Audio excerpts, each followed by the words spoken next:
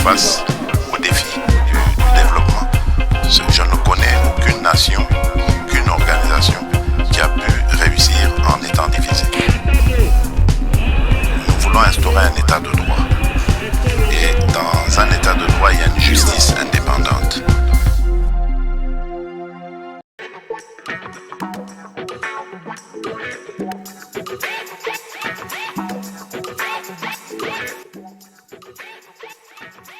Bonjour mesdames et messieurs, nos chers fidèles téléspectateurs, nous sommes de retour, très heureux d'être avec vous pour partager ce nouveau numéro, toujours avec le docteur Pembo, qui est maintenant un habitué, fondateur même de cette chaîne. Aujourd'hui, nous allons parler d'un sujet qui est très important pour nous, Africains en général, mais plus particulièrement de nous autres, les Congolais.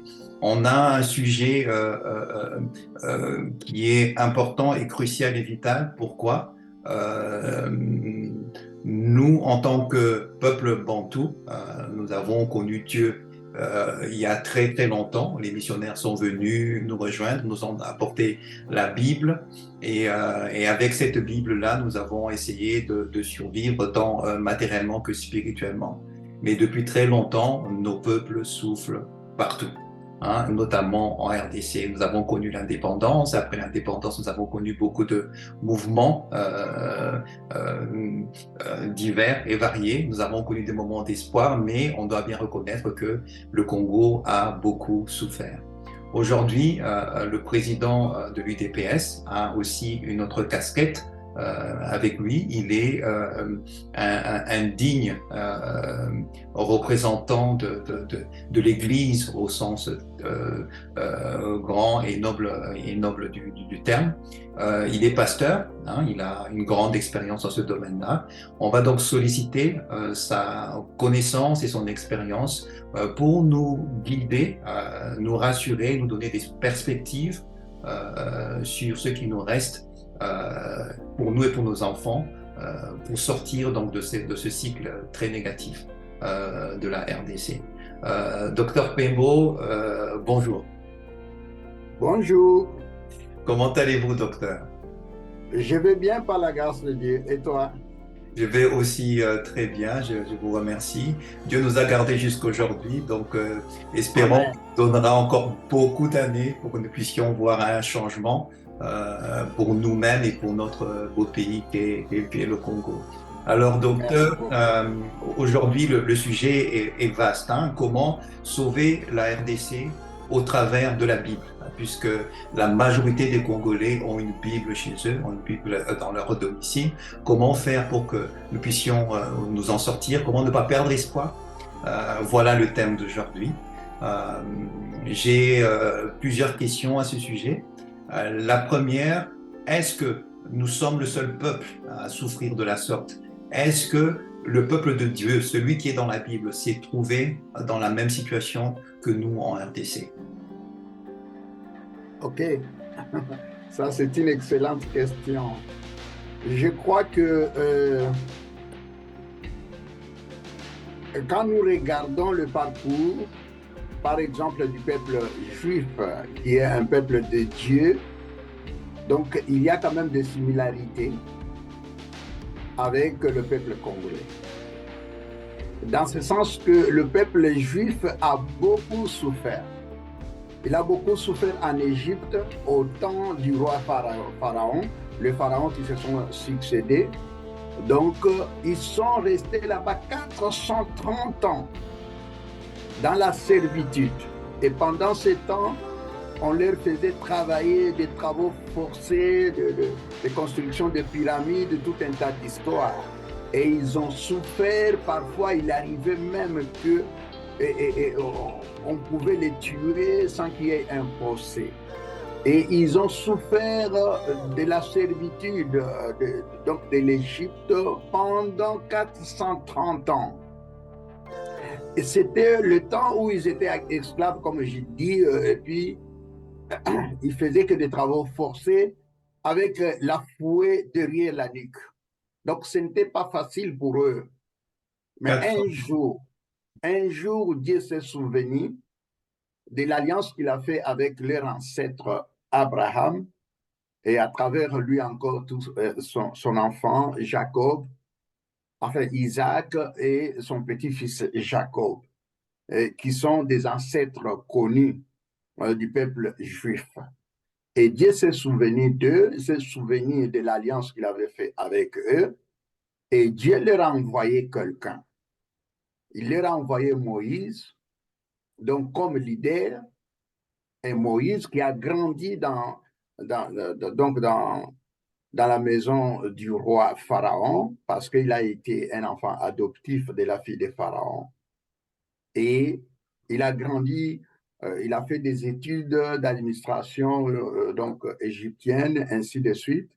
Et c'était un garçon bien instruit, mais Dieu l'a utilisé parce que spirituellement, il était attaché à son peuple de sang, malgré qu'il a grandi dans la maison de Pharaon. Alors, Dieu l'a appelé pour qu'il lui donne la mission et Moïse a accepté. Bien sûr, au début, il a hésité, mais il a accepté. Finalement, c'était lui qui a fait sortir les enfants d'Israël de la servitude où ils étaient pendant 430 ans. Et ils sont partis, il est parti avec eux. Bon, le Pharaon a essayé quand même de rattraper la situation, mais ce n'était pas facile. Nous savons tout ce qui s'était passé là-bas avec les 10 fléaux, etc., etc. Finalement, Israël est sorti d'Égypte et il a pris le chemin maintenant de la terre promise Canaan. Et arrivé dans le désert, il n'avait rien à manger, mais Dieu était toujours avec lui, avec Israël. Pendant 40 ans, ils sont restés et donc dans le désert et ils ont connu encore un peu de difficultés, bien sûr, mais ils ne sont pas revenus à atteindre Canaan, la terre promise. Et c'était Moïse qui avait joué ce rôle-là. Donc, le cas, par exemple, du Congo est pareil, parce qu'on est resté longtemps dans la servitude, sous la servitude rwandaise, on peut le dire, et avec le multinational.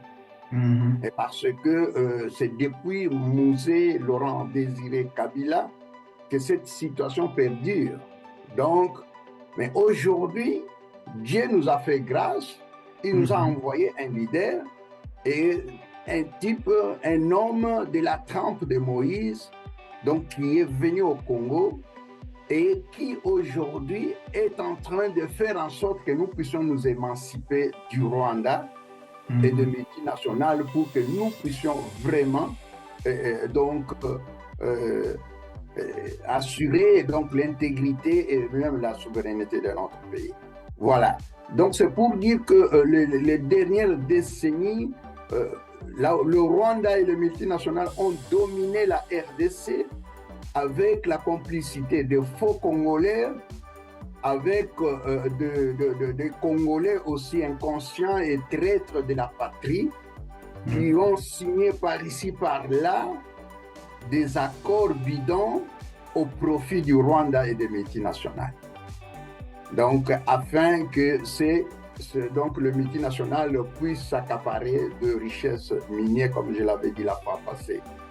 Et tout ça en tuant des autochtones innocents, donc à l'est de la RDC. Donc, c'est pour vous dire qu'aujourd'hui, avec l'arrivée de Félix-Antoine Tshisekedi au pouvoir, le Congo peut s'émanciper du Rwanda. Voilà ce que je peux dire là-dessus. D'accord. Je vous remercie donc pour cette explication et puis l'exemple que vous avez donné de la servitude effectivement du peuple juif, les Hébreux en Égypte pendant 400 ans. Et ce qui m'a attiré dans votre propos, c'est la comparaison entre Moïse de la Bible qui retire son peuple d'Égypte et puis le président actuel Félix Tshisekedi qui lui aussi retire en ce moment le peuple, le pays des griffes du Rwanda. Et vous avez parlé de la difficulté qu'il a fallu que Moïse lutte pour dire au pharaon d'enlever ces griffes du peuple hébreu. Et Voilà. on constate que le président actuel aussi lutte pour dire à Kagame de retirer ses mains du peuple congolais et de ces terres. Alors, est-ce que ça veut dire que si Dieu fonctionne de la même chose, de la même façon qu'il l'a fait pour l'Égypte et aujourd'hui pour le Rwanda, qu'il faut que c'est normal qu'on voit que Kagame s'entête aujourd'hui, puisque hier c'était le pharaon qui s'entêtait. Hein? Donc, qu'est-ce que vous pouvez dire là-dessus de la résistance de Kagame qui ne veut pas laisser partir? Donc, vous savez, aujourd'hui, M. Kagame est affaibli. Je crois que quand nous sommes en train de suivre l'évolution maintenant de la situation à l'est du pays, donc il était en train d'occuper le terrain, d'occuper des villages, de territoires, ainsi de suite. Actuellement, il n'y a pas de progression. Au contraire, il est en train de perdre. Donc, là où il avait... Et donc, il avait le dessus. Donc, c'est pour vous dire que la donne est en train de changer. La donne est en train de changer parce que maintenant, la montée en puissance des FARDC prouve que Kagame ne peut pas tenir parce qu'actuellement, Kagame est affaibli. Donc, on constate que le FARDC tient bon et ils sont en train de les repousser pour qu'ils puissent rentrer d'où ils viennent. C'est pour vous dire que Kagame actuellement, bon, il est en train de faire comme Pharaon l'a fait. Il est en train de résister parce que il tient à ce qu'il profite de richesses du Congo. Il s'est enrichi pendant des décennies. Il veut que cette situation continue. Il joue le rôle qu'il a toujours joué avec des multinationales afin d'appauvrir le Congo, saccager le pays et donc déstabiliser le pays par des pillages de tout genre. Mais actuellement, la situation n'est pas la même parce que la donne a changé avec l'arrivée de Félix Antoine Tshisekedi au pouvoir. Donc la donne n'est pas la même du temps de Kabila et du temps de... Quand nous faisons la comparaison, nous trouvons que l'actuel président, donc, il ne cède pas comme Kabila cédé, parce qu'avec Kabila, il y a eu beaucoup des accords bidons et qui donnaient d'espace au Congo pour faire ce qu'il voulait. Cela prouvait à suffisance que Kabila était son gouverneur ou l'administrateur de Kagame. C'est comme si Kagame dirigeait le Congo, mais actuellement la donne a changé. D'accord. Donc, effectivement, Kagame, c'est le pharaon des temps modernes. Oui. Mais le peuple, hier, s'en est sorti. Comment nous, au Congo, comment le peuple du Congo aujourd'hui, quelles leçons peuvent-ils tirer de cette histoire et qu'est-ce que nous, Congolais, devons faire vis-à-vis de Dieu pour pouvoir bénéficier de la même chose, de son secours effectif et efficace? Voilà. Donc, vous savez que c'est comme je disais là, donc Dieu ne change pas, les principes de Dieu sont les mêmes. Donc, Dieu ne change pas, il reste le même hier, aujourd'hui et éternellement. Vous savez, le peuple congolais, il doit se confier à Dieu. Nous savons que quand Félix Antoine Tshisekedi est entré au pouvoir, la première chose, il a confié le pays entre les mains de l'Éternel, notre Dieu, par Jésus-Christ, notre Seigneur. Et il l'a fait publiquement devant des serviteurs de Dieu dans un stade de football.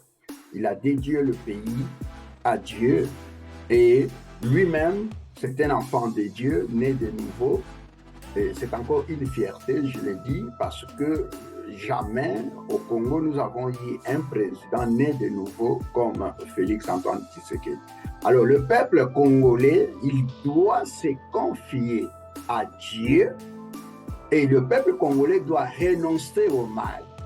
Il doit renoncer au mal, au péché, et tout en jurant de ne pas trahir donc la patrie qui est un don de Dieu donc légué à nos ancêtres, parce qu'il faudrait aussi la détermination du peuple. Le peuple doit être capable de défendre les territoires que Dieu lui a donnés. Il doit être capable de défendre donc les territoires que Dieu a légués à nos ancêtres. C'est pourquoi je peux dire que le peuple, à part se confier à Dieu et donc renoncer au mal, le peuple doit aussi s'unir. Il doit s'unir derrière les leaders, parce que nous avons vu que les enfants d'Israël dans le temps, et tous, ils étaient unanimes derrière Moïse. Et quand Moïse a dit nous partons, ils sont partis. Quand il a dit abattez un animal pour faire des cérémonies selon les recommandations de Dieu, ils ont fait ça. Alors nous, aujourd'hui, nous avons un leader, nous devons nous unir derrière ce chef de l'État, qui est pour nous un Moïse, et tout en priant, en se confiant en Dieu et en renonçant au mal, je crois que Dieu n'est pas loin de ceux qui l'invoquent avec sincérité du cœur. Voilà ce que je peux dire.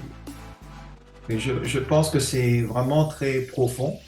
Renoncer au mal, je pense que c'est une chose cruciale, parce que si nous ne sommes pas propres devant Dieu, je ne vois pas comment il peut nous accepter, hein, c'est ce que vous êtes en train de nous dire. Et je pense que pour nos amis téléspectateurs, ceux qui nous écoutent, renoncer au mal, c'est par exemple ne plus succomber à la corruption, hein, puisque la corruption, c'est ne pas corrompre, ne pas trahir. Hein, et puis la deuxième chose que vous avez dite, qui est l'unité. Hein, donc, voilà l'unité, c'est la troisième chose. L'unité, on ne peut être uni que si... Derrière le leader. Derrière le leader. Voilà, justement.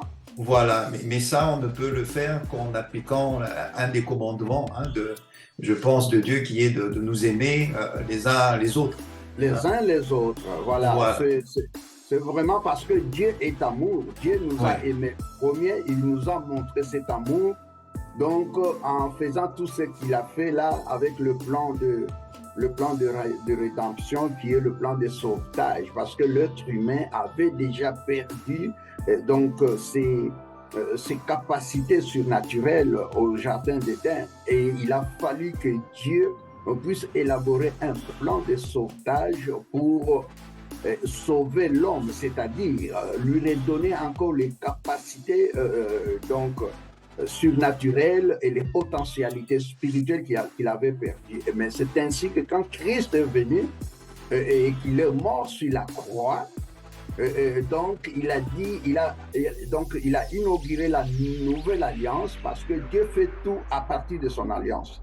Il a inauguré la deuxième alliance et il est donc le médiateur principal entre nous et Dieu pour cette alliance-là. Et Dieu avait déjà promis dans la bouche du prophète Jérémie que la nouvelle alliance sera perpétuelle, irremplaçable, et cette alliance-là sera différente de l'alliance qu'il avait faite avec le peuple d'Israël. Et cette alliance qui nous unit avec Dieu aujourd'hui, l'être humain est devenu l'allié de Dieu, dans ce sens que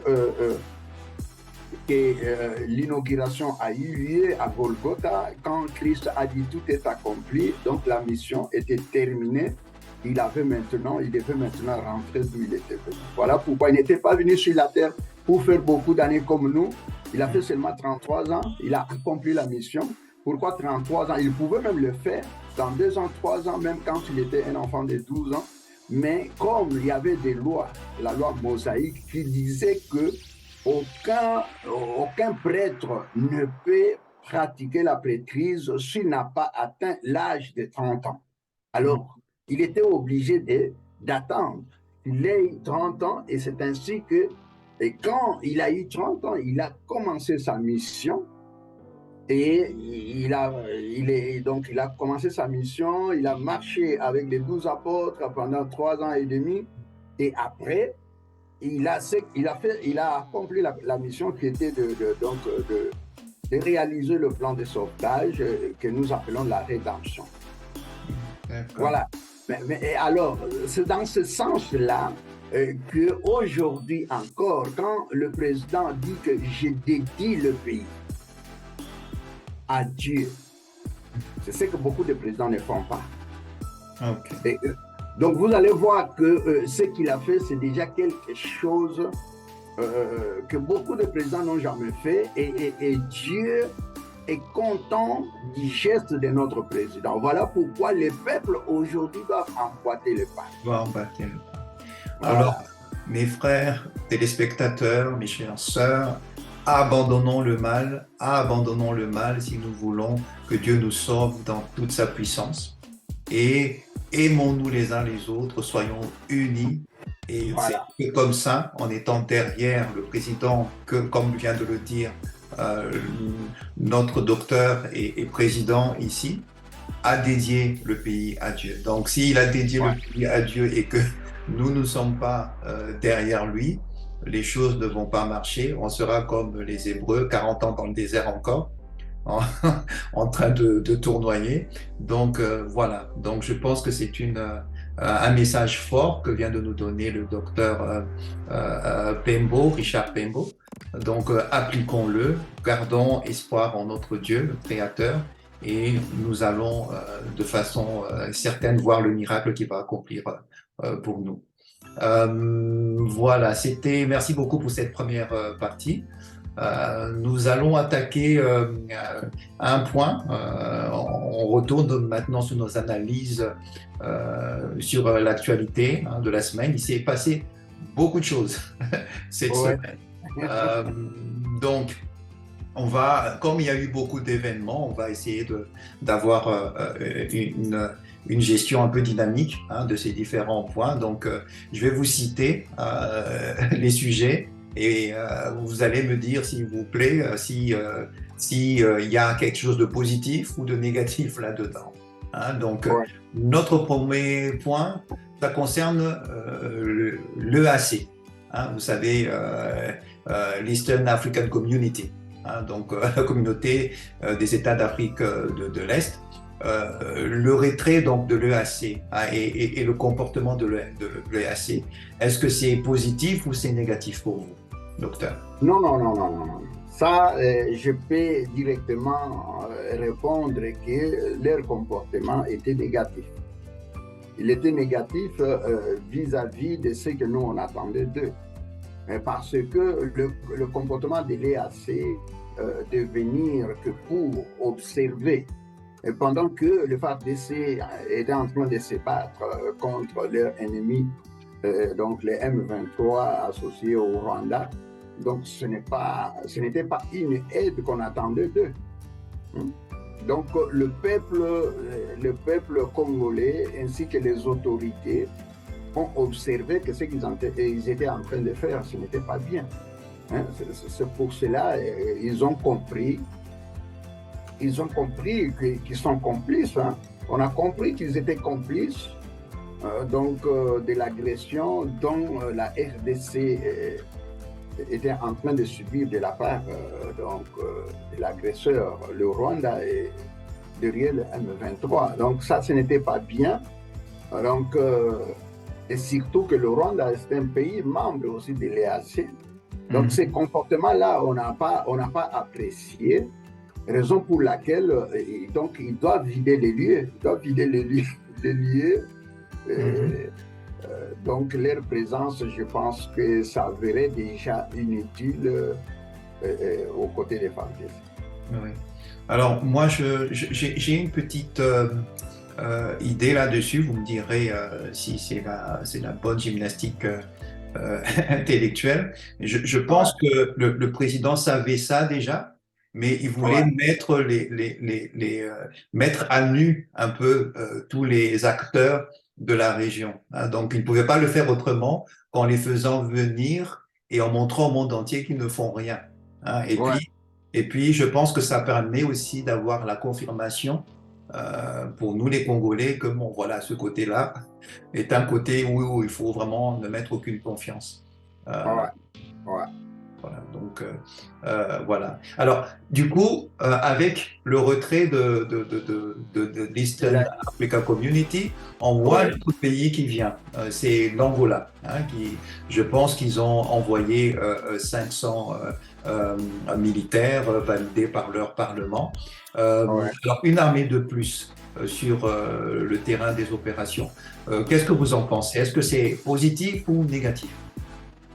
Non, vous savez que nos relations avec l'Angola, ça date de longtemps. Ça date de longtemps parce que vous allez quand même vous remémorer que même quand l'Angola était encore colonisé par le Portugal, le Congo a joué un grand rôle à travers le maréchal Mobutu. Vous savez que les discours de Marshal Mobutu, devant la tribune à la tribune des Nations Unies en 1974, le Marshal Mobutu a dénoncé la colonisation portugaise à l'époque. Et une année après, il y a eu de pression, se sont intensifiées pour que le Portugal accepte de donner l'indépendance à l'Angola. Ça, c'est la première chose. Et même quand il y a eu maintenant des turbulences pour que l'Angola puisse accéder à l'indépendance, il y a eu des moments où certains leaders qui étaient à l'époque ont essayé de recourir à l'aide du Congo et le Congo avait apporté son aide en ces moments-là. Donc, c'est-à-dire que même quand, pendant la colonisation, on a vu combien des Angolais s'exiler pour venir demander l'asile au Congo. C'est pour dire que la relation du Congo, la République démocratique du Congo avec l'Angola, c'est la relation de frères. Alors, et aujourd'hui, si l'Angola vient, donc ce n'est pas la première fois, il était déjà là avec Laurent Désiré Kabila. Donc, on a vu aussi du temps de Kabila, alias le fils, on a vu aussi que l'Angola était toujours là. Donc, c'est pour dire que les relations entre l'Angola et le Congo ont toujours été des relations de fraternité.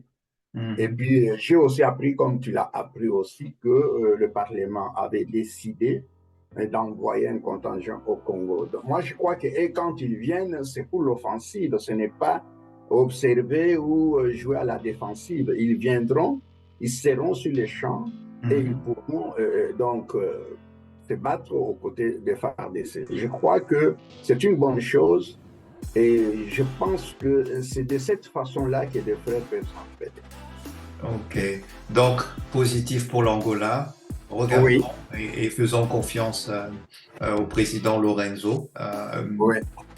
Voilà, nous sommes des frères avec le peuple angolais, beaucoup plus frères qu'avec ceux de l'Afrique de l'Est, malheureusement, parce qu'on aurait pu écrire une belle histoire, mais bon, il y a des choses un peu bizarres de leur côté.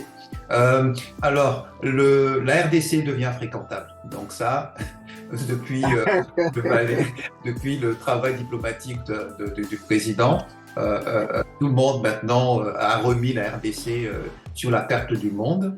Mais chose curieuse, ou pas peut-être, ça c'est vous qui allez nous le dire, on voit beaucoup de gens qui descendent maintenant au Congo chez nous, notamment les Français. Un balai diplomatique.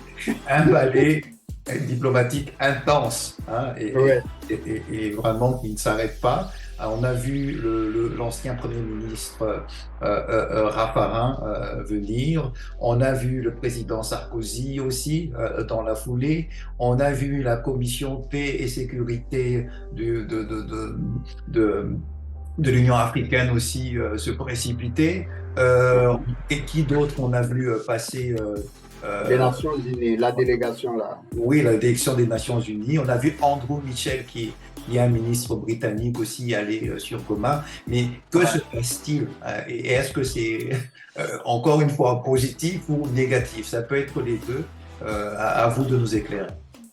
Oui, je crois que le ballet diplomatique des Européens et des Américains qui viennent de part et d'autre, donc la lecture que nous pouvons faire est qu'un nouveau ordre va bientôt commencer donc, dans la région des Grands Lacs.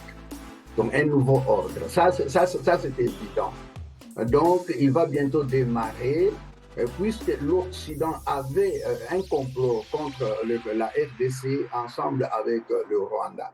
Donc, ils avaient un complot pour piller, s'accaparer illicitement, comme je l'avais dit la fois passée, de minerais stratégiques qui sont vraiment importants pour l'industrie automobile et tant d'autres, et même digitale, ainsi de suite. Alors, il fallait, donc, comme ils avaient comme partenaire idéal, c'était le Rwanda. Et comme maintenant la donne a changé dans ce sens que, comme je venais de le dire, M. Kagame est affaibli. Donc il n'a pas encore la force qu'il avait. Et maintenant là, les Occidentaux maintenant, ils doivent maintenant changer le fusil d'épaule.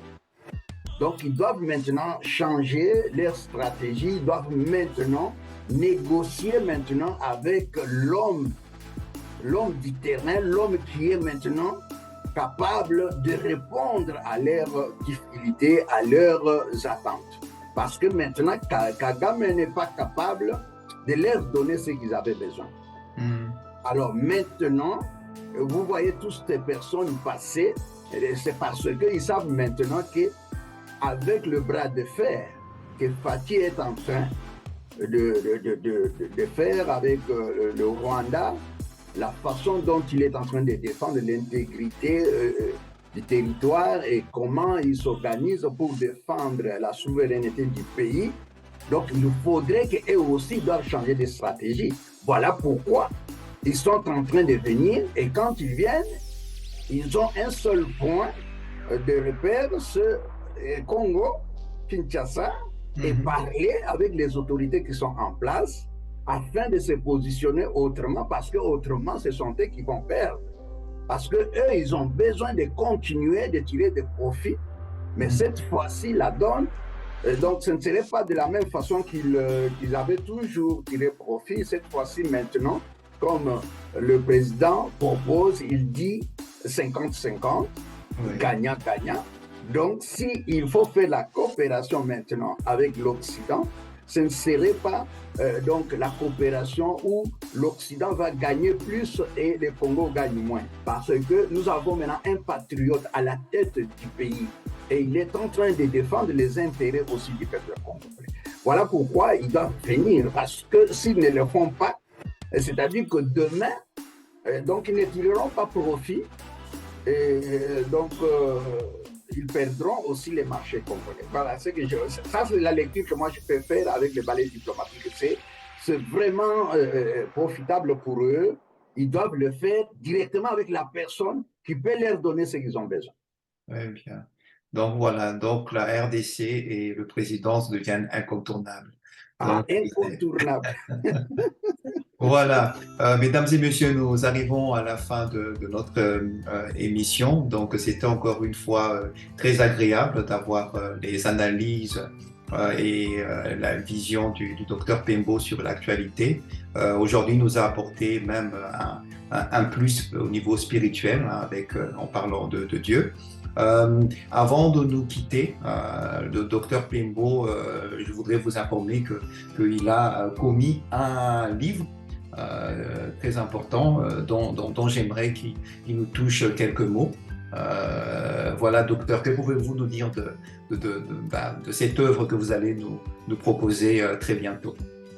Oui, c'est-à-dire que dans le cadre du domaine où j'excelle depuis une bonne trentaine d'années, donc le domaine théologique, parce que je suis professeur de théologie et puis je suis spécialisé en leadership pastoral.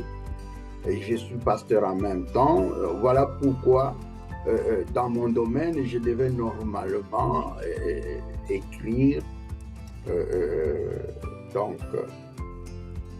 écrire un livre, mais ce n'est pas le premier, hein, celui-ci, c'est mon deuxième ouvrage qui va être présenté le samedi. Donc, c'est un livre. Le samedi, quelle date, s'il vous plaît? Le samedi 1er avril, ce n'est pas poisson d'avril, mais c'est vraiment et donc la présentation de mon livre, c'est un samedi à partir de 17h. Donc, les gens qui sont intéressés d'avoir mon livre, ils peuvent aussi venir parce que on présente les livres des gens qui ont besoin de ça, ils peuvent s'en approprier. Ils peuvent en acheter à moins cher, c'est seulement 20 €. Et c'est un livre dans lequel je mets en exergue les valeurs de l'intégrité et de la sanctification pour mieux servir Dieu. Donc le titre est « Servir Dieu dans l'intégrité et la sanctification ». C'est un livre de 144 pages avec 8 chapitres. Donc, je crois que c'est un instrument aussi pour que les gens puissent aussi avoir un supplément de connaissances, surtout les gens, presque dans tous les domaines, hein, parce que nous savons que les gens pensent toujours que ceux qui servent Dieu, c'est seulement des pasteurs. Non, il n'y a pas que des pasteurs qui servent Dieu. Ok. Voilà. Très Donc, bien. c'est pour tout le monde. Voilà, donc un livre important qu'il faut absolument se procurer pour mieux servir Dieu et puis aussi s'améliorer, s'élever soi-même. Oui. Voilà, l'émission touche à sa fin. Disons, c'est servir Dieu dans l'intégrité et la sanctification. Et la sanctification. Très bien. Et là. Donc, je vais bien entendu mettre tous les éléments que vous avez besoin pour vous procurer ce livre. Vous les trouverez sur l'écran ici, ainsi que l'adresse et le numéro de l'endroit où vous pouvez assister donc à la diffusion de ce livre.